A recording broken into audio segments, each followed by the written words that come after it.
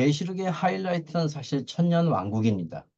우리의 신앙의 목표는 상을 받는 것이라고 제가 말씀을 드렸고, 그 상을 받는 결과로서 주어지는 것이 천년왕국의 왕이 되는 것입니다.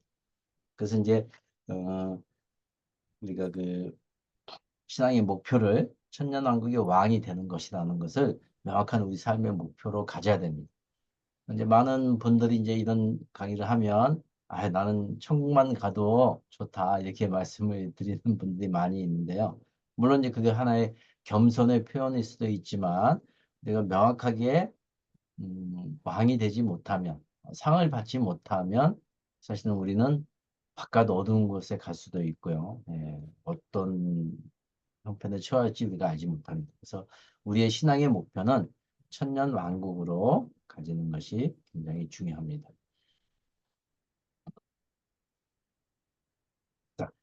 자, 천년 왕국의 구성원들, 과연 천년 왕국에는 어떻게 되어 있고 누가 누구와 살고 있는지를 본다면 크게 이제 우리가 두 부분으로 나누어 볼 수가 있습니다. 어, 자, 그 예, 천년 왕국의 두 부분이 나눠볼 수 있는데요. 이제 그 하나는 천년왕국의 왕이 되는 것, 왕의 위치에 있는 사람들이 있고요. 또 하나는 이제 그 백성으로 사는 곳이 있습니다.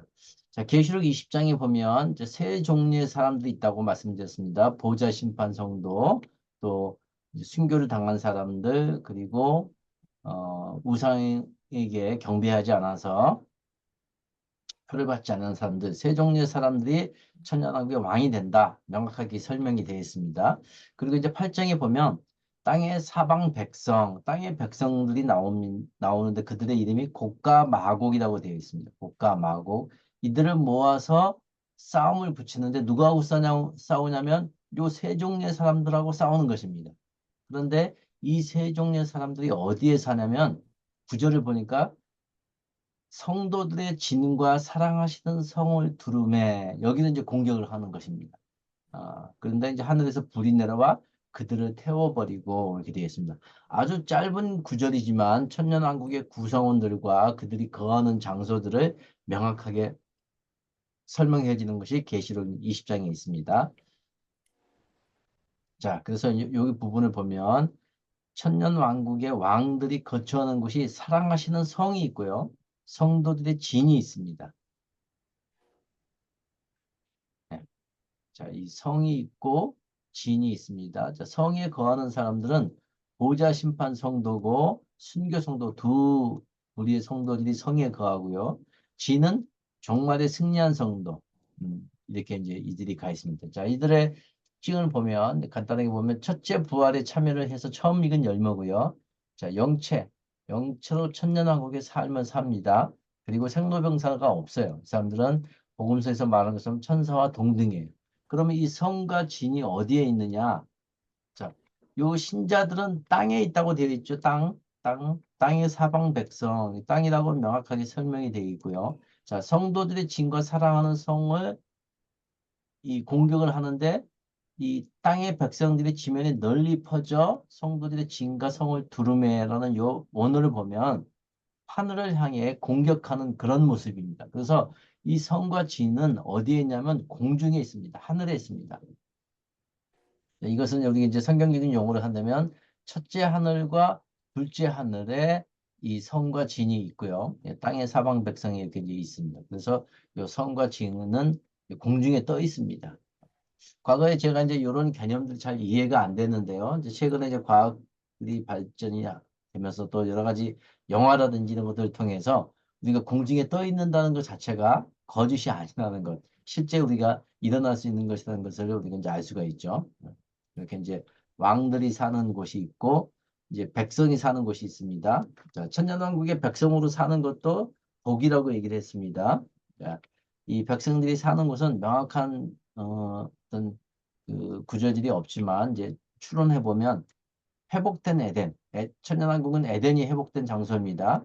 거기서 이제 땅에 신자들이 살고요. 이 신자들은 어린 양 진노기, 악자 진노기를 통과해서 살아남은 일반 신자들이고 또 유대인 중에서 악자 진노기에 죽지 않고 살아남은 분들. 자, 유대인들이 회개하고 이제 민족적으로 하나님 앞에 돌아오는 그 유대 민족들이 이 회복된 에덴에 살고요. 음, 이제 마곡이라는 이제 구약적인 개념, 아까 이제 곡과 마곡, 하나님 이제 땅의 백성을 곡과 마곡이라고 했는데요. 보통 이제 곡은 그 왕을 얘기하고 마곡은 그 어떤 백성들을 얘기합니다. 그래서 이 불신자들이 사는 곳을 얘기하고 이제 마태복음 25장에 보면은 양과 염소 예화가 나오는데 그 양들이 사는 곳을 이제 마곡이라고 할 수 있습니다. 자, 이들의 특징을 보면 이제 이들은 둘째, 셋째 부활에 참여하게 되죠. 그러니까 이 첫째 부활을 통해서 천년왕국의 왕이 되고 이들은 이 천년왕국 때 부활은 하지는 않아요. 나중에 이제 부활을 하는 거죠. 끝에 천년왕국 끝에. 그리고 천년왕국에서는 육체를 가지고 사는 거죠. 육체를. 자, 이 왕들은 생로병사가 없는데 이들은 생로병사가 그대로 있습니다. 다만 요 회복된 에덴에 사는 신자들은 이 회복체가 돼요. 몸들이 회복이 돼서 천년 동안 살 수 있는 우리 그 노아홍수 이전에 우리 조상들 아담이나 이런 사람들 보면 막 900 몇 살씩 살았죠. 이제 그렇게 회복된 삶이 돼서 긴 기간을 살지만 결국은 죽는 이제 그런 회복처를 가지고 있고요. 그래서 이때 이 천년왕 왕국에서도 죽으면 낙원에 가고요. 불신자들은 죽으면 음부로 갑니다. 그리고 천년왕국이 끝나면 신보자 심판을 받게 되는 거죠. 이것이 이제 천년왕국 구성원들의 특징이고요. 이것들은 조금 복잡한 표로 그려봤는데 이제 지나가겠습니다. 자, 진이 뭐냐면 진이 보면 파렘볼레에서 요새화된 군대 진영이에요. 그러니까 1세기 당시에 로마 군인들의 진의 이게 모습입니다. 로마 군인들은 어디를 가든 주둔을 하면 이렇게 해자를 파고요. 해자를 파고 방벽을 쌓고 그 안에 이제 숙소가 이렇게 있죠. 숙소가. 그래서 요것은 이제 군대 진영이라고 돼 있고 자, 성이 있습니다. 성은 폴리스라고 해서 방비된 거주지 도시국가. 요 성은 뭐 굉장히 튼튼하게 보이죠. 예. 이 진에 비하면은 굉장히 잘 지어져 있죠. 이렇게 돼 있습니다. 그래서 이것이 이제 천년왕국의 왕들이 거쳤는데 이렇게 땅에 있는 것이 아니고요. 진과 성이 하늘에 있다. 하늘에 떠 있다. 초전도체와 같은 특성들을 이용해서 하늘에 떠서 이 사람들을 다스리고 여기에 있는 이제 왕들은 영체이기 때문에 수시로 이제 지상에 내려와서 사람들을 돌보고 그들을 다스리는 그런 역할을 합니다. 그리고 이제 신천신지에서는 새 예루살렘 성으로 진과 성이 다 통합이 됩니다.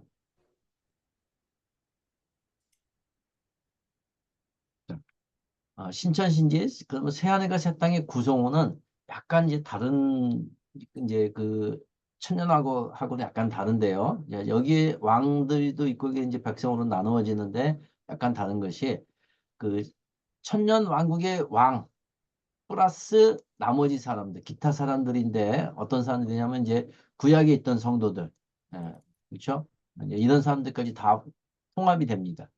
그러니까 천년 왕국은 이제 신약 중심으로 이루어진 왕국이 되면은 새 예루살렘 성은 이제 구약 백성까지, 구약에 있는 성들까지 다 포함해서 됩니다. 그래서 이제 이걸 다른 말로 하면 신부, 어린 양의 아내 또는 뭐 일곱 교회 이기는 자, 열두 지파, 열두 사도, 또 땅의 왕들 이렇게 여러 가지 단어로 표현했습니다.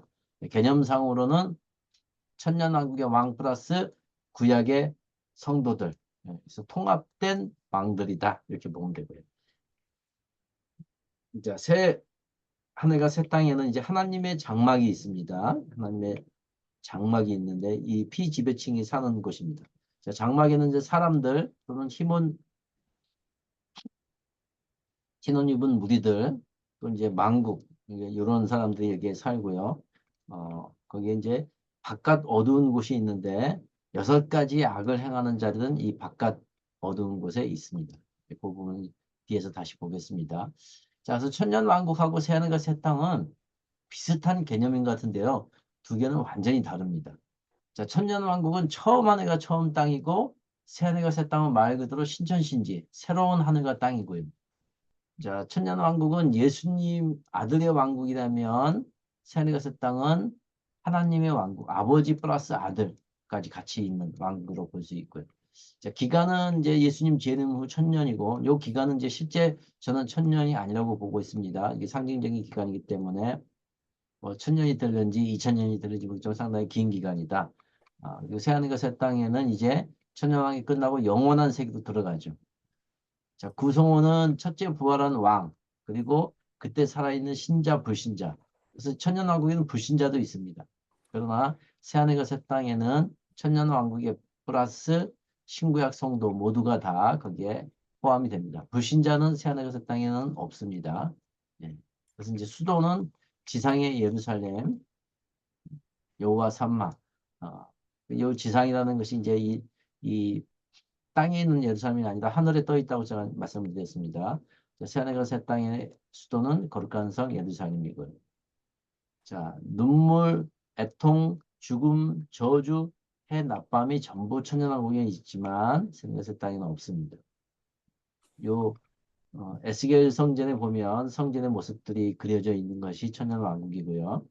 새하늘과 새 땅에는 성전이 없습니다. 보좌는 있습니다. 하나님과 어린 양의 보좌가 있고요. 에스겔 생명수는 에스겔 성전의 문 지방에서 흘러나오는 것을 볼 수가 있고, 새하늘과 새 땅에는 어린 양의 보좌에서 흘러나옵니다. 그래서 이 천년왕국과 새하늘과 새 땅은 완전히 다른 개념인데 많은 분들이 두 개를 같은 개념으로 이렇게 설명하시는 분들이 많이 있습니다. 자, 거룩한 성 새 예루살렘의 크기를 보면 여기는 이제 어린 양 신부의 거처들인데요. 새 예루살렘 성을 볼게요. 신구약 성도들이 모두 통합돼서 거하는데 우리 계시록 21장에 보면 거기에 설명이 되어 있어요. 그 성은 네모가 반듯하여 길이와 넓이가 같은지라 갈대자로 성을 측량하니 12,000 스타디온이요 길이와 넓이와 높이가 같다. 이렇게 이제 정육면체를 얘기하고 있죠. 이렇게.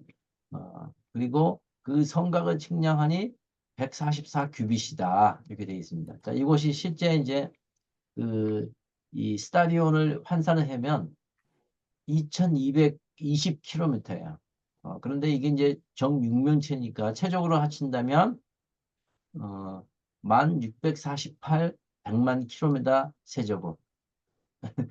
감이 금방 안 오시죠? 예, 금방 안 오시는 게 돼 있고 성 두께는 144 규빗, 두께로 하면 62m 이렇게 되어 있습니다. 자, 이것은 이제 금방 이제 이게 감이 안 오니까 우리 서울시의 1300배야. 그리고 지구 전체 표면적의 22배. 그리고 높이는 이제 우리 지구상의 그 고대 건축물 중에서 가장 높은 게 이제 그 기자의 대피라미드인데 거기에 한 15,000배. 또 엠파이어 스테이트 빌딩의 한 5,000배. 에베레스트 산에 약 한 250배 정도. 이렇게 돼 있습니다. 그리고 이 정육면체로 돼 있으니까 우리 아파트와 같은 개념으로 보면 수용 인구가 약 한 530억 정도 됩니다. 그래서 이게 이제 정육면체로 보기도 하고요. 또는 이렇게 이제 피라미드 구조로 보기도 합니다. 왜냐하면 이제 길이와 넓이와 높이가 같은 것은 이 정육면체만 있는 것이 아니라 피라미드도 있기 때문에 이런 모습으로도 이제 볼 수가 있습니다. 그래서 이제 이 12,000 스타리온 2200km를 미국에다 붙이면은 이렇게 미국의 한 3분의 2 정도를 차지하는 그런데 이게 이제 지표면 면적만 있는 것이 아니라 높이가 있으니까 상당히 많은 최적을 이제 해서 많은 우리 성도들이 다 살 수 있다 이렇게 이제 볼 수가 있습니다. 이제 요런 성벽의 두께라든지 이런 높이를 이제 어떤 기술적으로 얘기하면 이제 뭐 건축가들은 요 높이를 이렇게 지을 수가 없다. 현대 기술로는 이제 그렇게 얘기하는데 예, 하나님의 기술로는 충분히 지을 수 있겠죠. 이렇게 볼 수가 있습니다.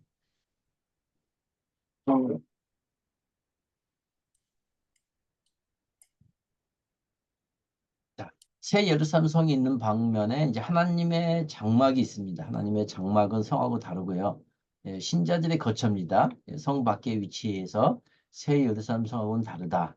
그래서 우리가 이제 성경에 보면 장막과 성은 같은 개념이죠. 천국이라는 그 새하늘과 새 땅이라는 같은 개념이지만 장막과 성은 실물이 다르죠. 자, 장막은 텐트죠, 텐트. 성은 돌로 되어 있고요. 또 이제 계시록 7장을 보면 흰옷 입은 큰 무리를 위해서 하나님이 장막을 쳐주시는 걸로 나오거든요. 그 사람들은 이제 큰 환란에서 나오는 시작 백성이다. 이렇게 얘기를 하고 있고. 또 보면은 요한이 본 것은 새 예루살렘 성을 봤고요. 장막은 들었다고 되어 있어요. 이런 표현도 아주 재밌죠. 새 예루살렘 성은 직접 눈으로 이제 봤는데 이 장막은 어, 들었어요. 큰 음성으로부터. 또 장막에 거하는 자들은 하나님의 백성이에요. 하나님의 백성. 그래서 하나님과의 관계가 왕과 백성의 관계로 설명하고 있어요. 21장 3절을 보니까 이렇게 되어 있습니다.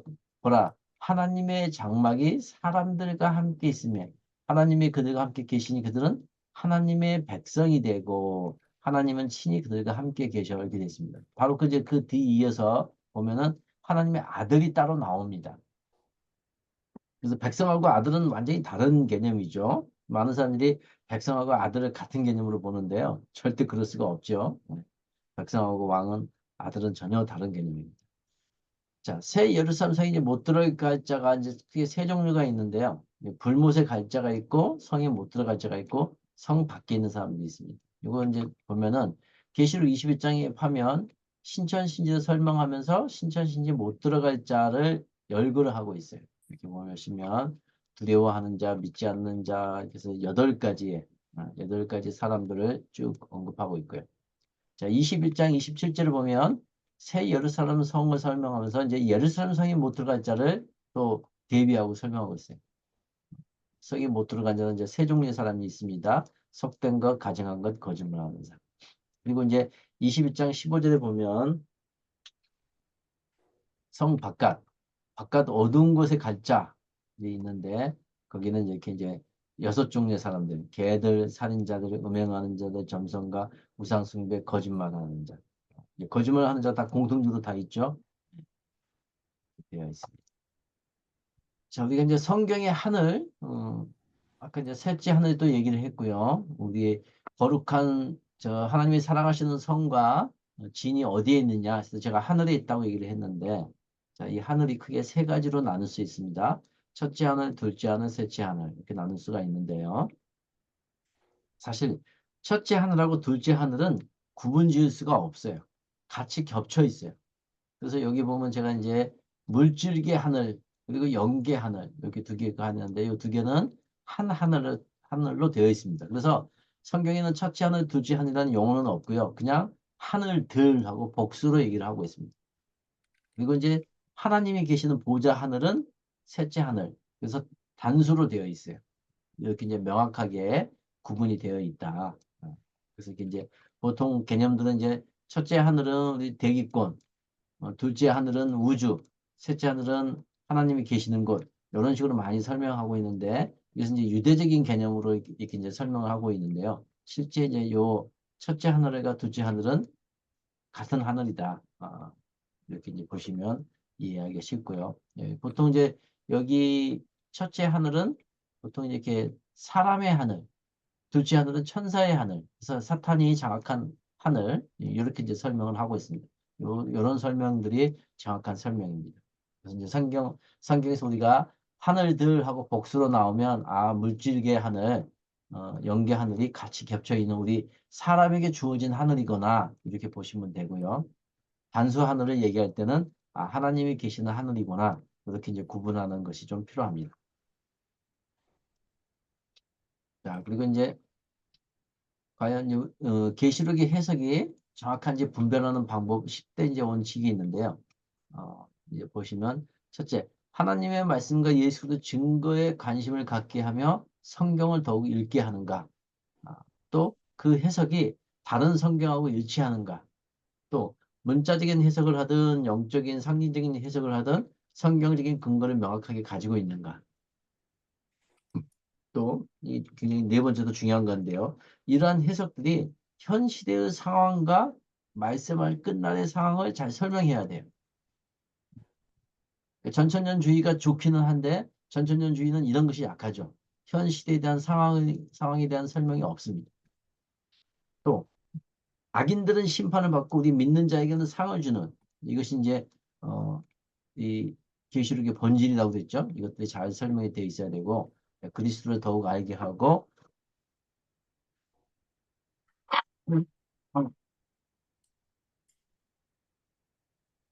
주님을 더욱 사랑하게 하는 그런 것들이 돼야 되고요. 십자가 희생과 구속 주님으로 말미암아 구원. 불신자에게는 구원을 신자에게는 상을 주는 그렇게 잘 설명이 되어 있어야 되고 그러므로 말미암아 의를 교육하고 깨끗하고 거룩한 삶을 살도록 돼야 됩니다. 또한 자기 죄를 회개하는 그리고 겸손하며 순전하게 살게 하는 이런 것들이 돼야 되죠. 그래서 아까도 봤지만 거짓말하는 것 자체가 우리 기독교의 정신하고는 굉장히 맞지 않고요. 우리 크리스찬이라고 한다면 정직한 사람, 정직한 사람이 크리스찬입니다.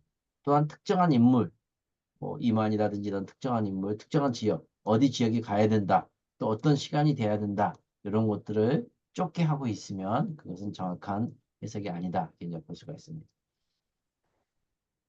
자, 마태복음의 그 종말론, 감나산 강화록에서 이제 크게 세 가지 예언이 있는데요. 이 부분들 한번 비교해서 보겠습니다. 열처녀 비유, 종의 비유, 양과 염소 비유가 있는데 사실 이 각 비유에 대한 대상들이 약간씩 달라요. 열처녀는 유대인들에게 향한 비유고요. 종은 이방인 신자, 양과 염소는 이방인 불신자. 그래서 사실 세상에는 모든 사람들에게 다 해당하는 말씀을 각각 주신 거예요. 열처녀, 종, 양과 염소를. 그 세 개가 전부 동일한 사건의 동일한 대상자를 반복 설명하는 것이 아니고 각각의 대상이 다른 거죠. 자, 열처녀 비유는 이제 슬기 있는 처녀 다섯과 미련한 처녀 다섯 개로 나눠져 있는데요. 자, 이들에 대한 심판의 기준은 사실은 깨어있음의 유무가 아니고 기름이 있느냐의 유무예요. 그런데 이 기름을 가지고 있으려면 슬기 있는 처녀는 이 등과 함께 그릇에 기름을 담아야 돼요. 그릇이 있어야 돼요. 그릇. 미련한 처녀는 등도 있고 기름도 가지고 있었는데 그릇이 없다 보니까 기름이 충분히 없었죠. 그래서 사실 기름에 충분한 유무예요. 충분한 유무. 이렇게 볼 수가 있습니다. 자, 그래서 이 열 처녀들은 들러리들인데요. 예, 슬기 있는 다섯 처녀들은 혼인잔치에 참석을 하고 미련한 다섯 처녀는 혼인잔치에 참석을 하지 못하는 유대인들을 향한 얘기고요. 자, 그리고 이제 달란트 비유라고 하는 종이 나오는데 종 비유는 이방인 신자들이에요. 그래서 이제 다섯 달란트, 두 달란트, 한 달란트가 나오는데 사실 이것은 얼마를 가지고 있느냐 이것이 중요한 게 아니에요. 자, 우리들은 신앙생활을 하면 내가 어떤 자냐, 내가 뭘 얼마나 가지고 있느냐에 많은 어떤 그 포인트를 맞추고 있는데 주님은 너희가 과연 순종을 했느냐의 유무예요. 얼마나 가지고 있느냐보다 중요한 것은 과연 내가 주님 앞에 순종을 하고 하는 자로 이 땅을 살아가느냐의 문제예요. 나는 뭐 한 달란트 받아서 뭐 아무것도 할 수 없어요. 뭐 이런 것이 아니고. 자, 이제 이들은 이제 신부와 같은 사람들인데요. 다섯 달란트하고 두 달란트들은. 자, 이들에게 주어진 것은 천년왕국의 왕들자로서요. 주님의 즐거움에 참여한다고 그랬어요. 주님이 이 땅을 다스리고 통치하는 천년왕국의 즐거움에 참여한다고 되어 있고, 한 달란트 받은 자는 바깥 어두운 데로 쫓겨난다고 그랬어요. 그래서 아까 제가 말씀드린 것처럼 우리들은 상을 받는 이 달란트를 반드시 남겨야 됩니다.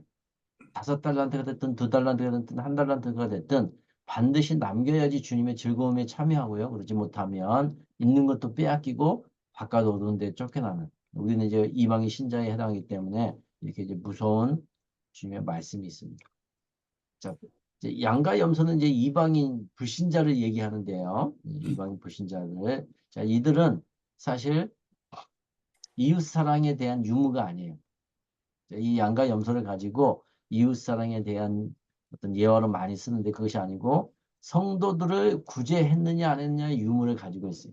그래서 양은 성도를 도운 자고 염소는 성도를 돕지 않는 자들이에요.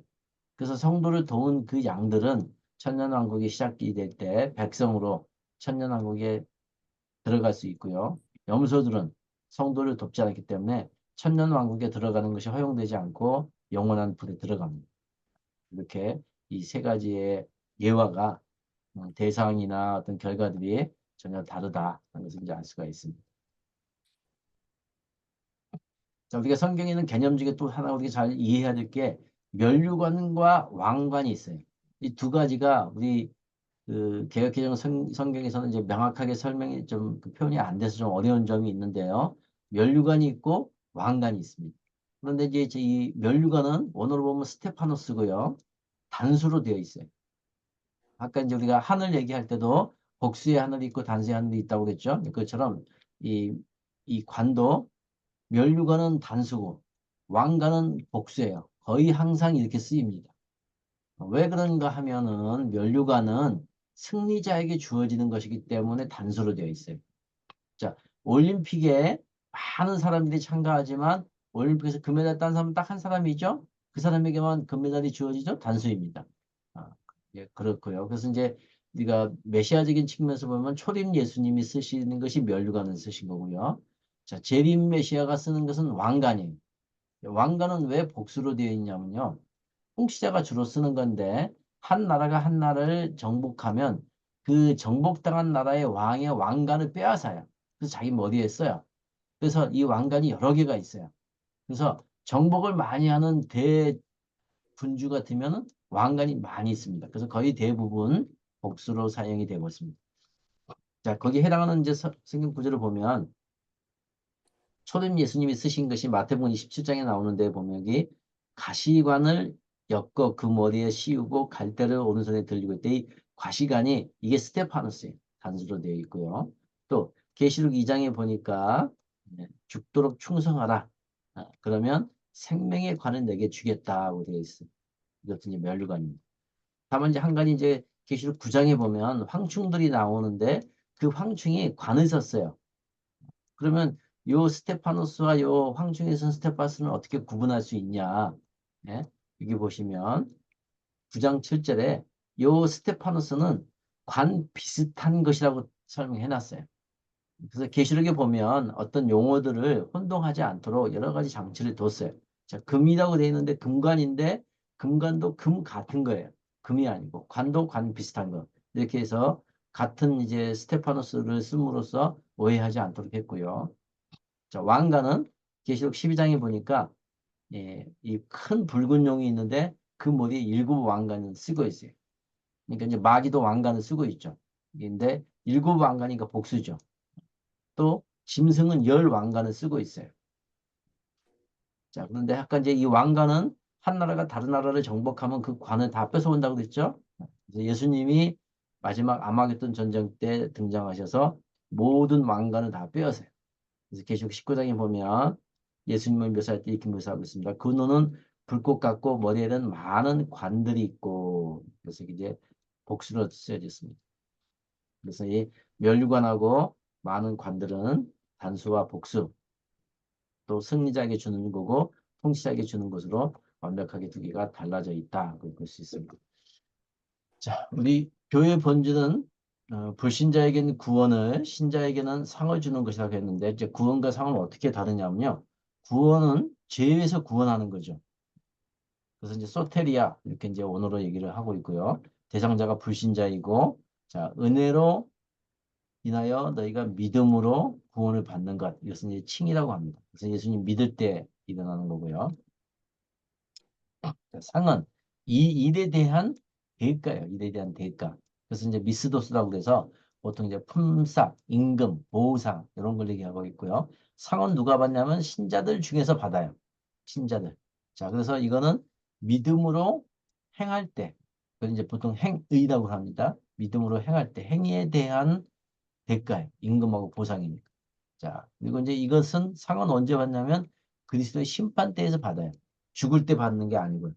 자, 그런데 여기서 이제 중요한 개념은 구원을 잃어버릴 수 있는가, 상을 잃어버릴 수 있는가요?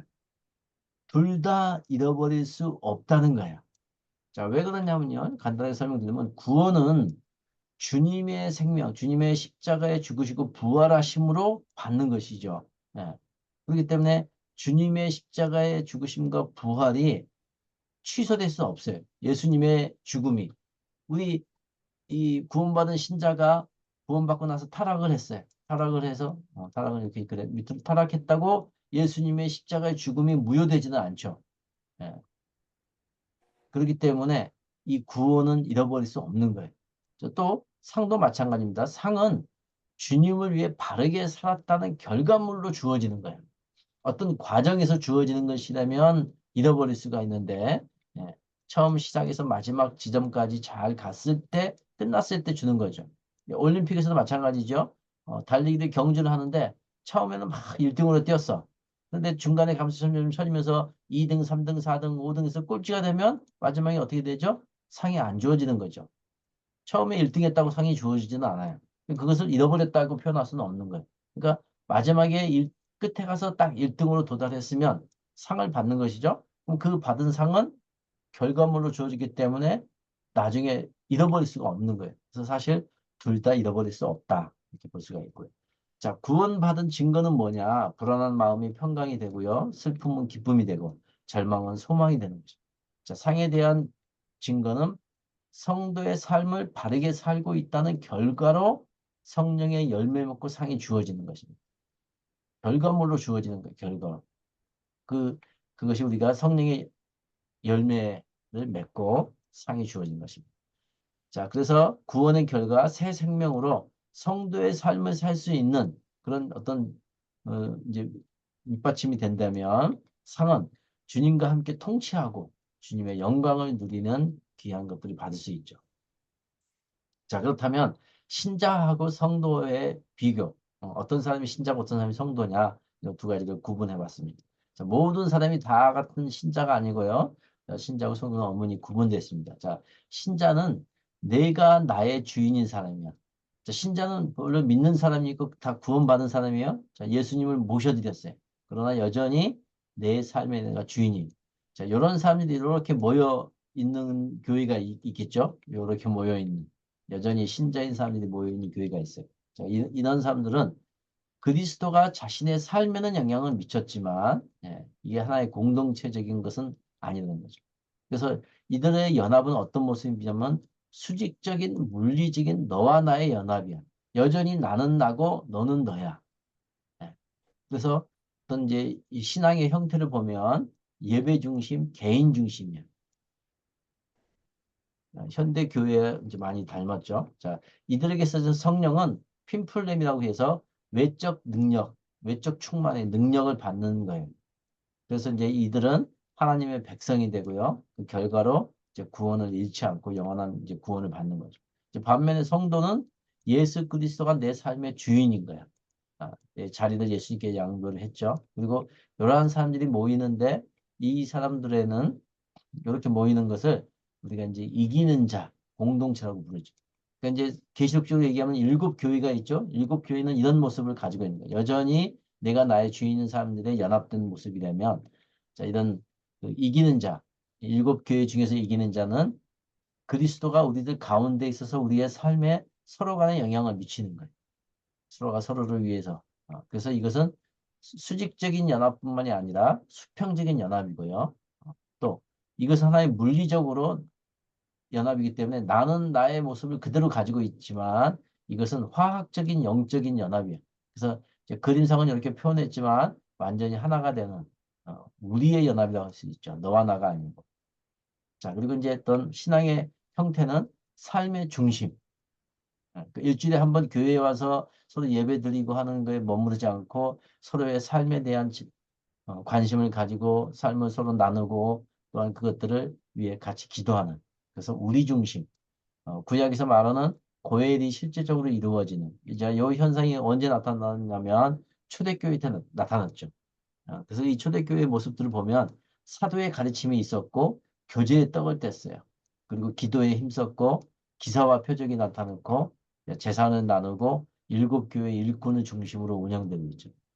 다시 그래서 이런 여섯 가지의 어떤 이런 모습들이 이기는 자, 공동체의 모습이라고 볼 수 있는데 지금 현대 교회는 이 여섯 가지를 지금 찾아보기는 쉽지는 않죠.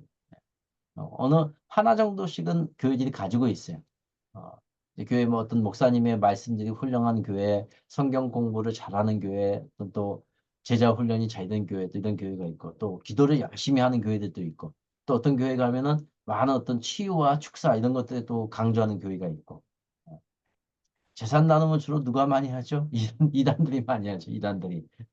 일반 교회는 별로 없고요. 네. 또 이제 평신도를 중심으로 움직이는 교회는 또 거의 없어요. 일곱 일꾼이 이제 우리가 그 사도행전을 보면 일곱 집사가 나오는데 사실 그 집사가 아니고 그 집사라는 명칭도 없어요. 그냥 일곱 명의 일꾼들이야. 이 사람들이 교회를 재정부터 시작해서 다 하죠. 이제 이런 교회는 사실 요즘 현대교회에서는 보기는 어렵죠. 다 어떤 그 담임 목사 중심으로 어떤 철저하게 어떤 피라미드 구조로 되어 있어서 모든 권한을 담임 목사님이 가지고 있는. 그래서 이제 많은 교회들이 어떤 초대교회로 돌아가자 이런 어떤 슬로건을 많이 내는데 슬로건에 그치죠. 사실 이런 것들은 하기 어렵죠. 그런데 이제 그럼에도 불구하고 사실 이단들은 그런 것들을 이제 해내고 있어요. 그러니까 좀 아이러니하죠. 정상적인 교회들은 자, 이런 부분들을 이제 하기는 쉽지는 않은데 이단들은 그것들을 해놓고 있습니다. 자, 성령에 대한 충만 부분도 이 성도들은 이제 원어로 보면 플레로우예요. 플레로우. 이거는 뭐냐면 내적 충만. 아까 말씀드린 것처럼 어떤 능력보다는 성품 열매, 성령의 열매가 나타나는 그 능력도 나타나지만은 오랜 시간들이 거쳐서 그들의 삶 가운데에서 성령의 열매가 나타나는 것을 보이고요. 자, 그래서 이런 신자들을 하나님의 백성이라고 하고 이들은 장막에 거한다고 했죠. 이런 성도들은 하나님의 아들이야. 그리고 새 예루살렘에 거하고요. 그리고 이들에게는 구원뿐만이 아니라 상급이 주어지는 이렇게 이제 두 무리로 구분될 수 있고요. 자, 우리가 구약부터 보면 신자와 성도가 이렇게 명확하게 모습들이 나눠져 있는 것들을 볼 수 있어요. 이거 어렵지 않으니까 한번 읽어보시면 될 것 같고요. 자, 이렇게 해서 계시록 요약본을 마치고 자, 다음 주부터는 다시 또 우리가 진도가 계속 나가겠습니다.